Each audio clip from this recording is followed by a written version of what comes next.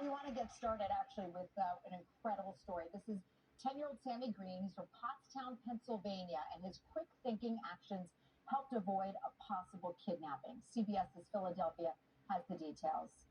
Take a look.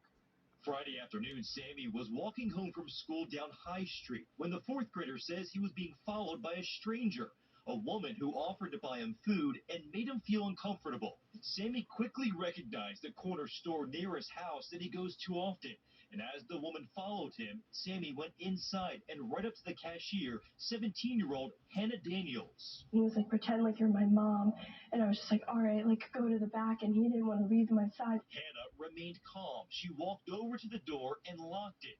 The woman then walked away. I was still shaking when I was in here. To see my child looking for hospice to be afraid of, basically before his life, that cuts you deep. I'll tell you, watching this one, my palms are sweaty, my heart is beating really, really fast watching this one. I have twins that just turned 11 years old.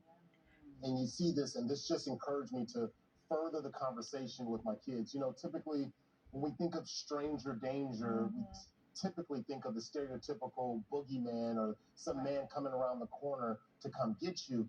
Well, the scenario here was much different, and the wherewithal for him to be vigilant and to see that happening, going, yo, this ain't right. And so kudos to this kid for just thinking so quickly.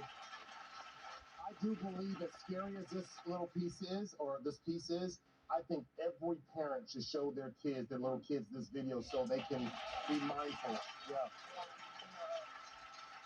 I actually did a whole test on Dateline. It was called My Kid Would Never Do That, and I put my own son to the test. And I set it up. We had, along with some of his friends, an ice cream truck with a kid who was an actor who then tried to lure all the kids. That's little Josh back then, 7 years old. He climbed into the truck, and I still, to this day, people come up to me all the time, and they say, thank you so much for doing that, because it shows you how easy it is. And even though my son was resisting, like, his friends, it's the power of, like, numbers. When the other kids are doing it, okay, I'm with other kids, I can do it too. And so he followed, and it scared the crap out of me as a parent, as it would any parent, but at the same time, he's never forgotten that lesson, and to this day, he never lets me forget what that was like.